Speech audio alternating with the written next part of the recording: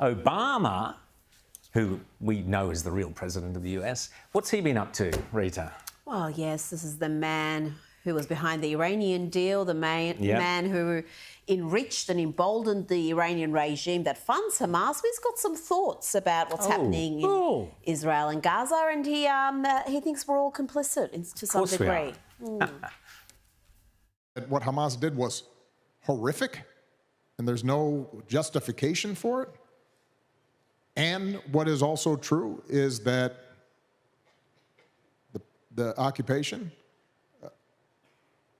and what's happening to Palestinians is unbearable. What is also true, it's sort of a way of saying but, James, isn't it, without saying well, but. It's a way of saying but, the thing that everybody has to remember about this is that what's happening right now in the White House is essentially Barack Obama's third term.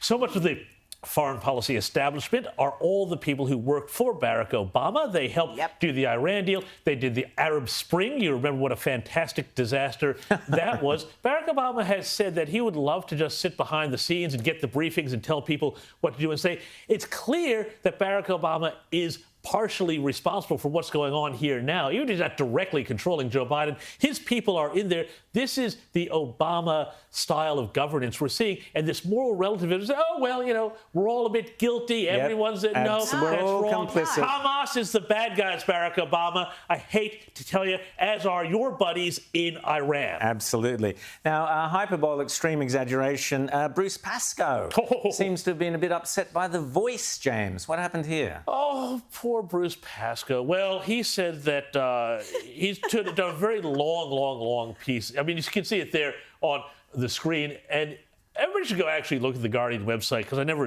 advise that. But this is one of the most entertaining things you get to read. And among other things, he says that since the no vote, he says, Rita and Rowan, the sunshine is sour now. Sour? The sunshine is sour. How can heat be sour? The sunshine is sour. We'll cover that nice next week. I love how the headline also says the Voice result means Australians are hiding the facts of our history. And nice one, Bruce. Nice one, Bruce. Speak about that. Now, we've also had some fascinating lefty lunacy this week, where 80 bird species will be renamed. Why? To break links with slavery and racism. Better tell Paul McCartney that's blackbird gone, for one. What's this story about, James? Well, apparently there's all of these birds, 70 or 80 of them, that are, they're getting the chop and not being sent to the wind farm, but rather their names are getting the chop.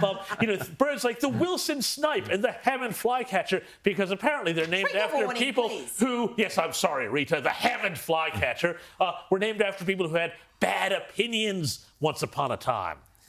Wow. And they were white. Well, I've always suspected birds were racist, and this just There you go. Now, just before we go, very quickly, Victorian firefighters there, Fire Rescue Victoria, they want to put out fires, but those who are unvaccinated still are not allowed to. What a joke, Victoria, seriously. That's it for Outsiders. We will see you next Sunday, when we'll have everything working perfectly, even my opening to Ice Age Watch, which I shall learn off by heart, Rita. What do you reckon? I need you to learn every word of those 3,000 words in sequence. As well as the song. And they'll sing the song as well.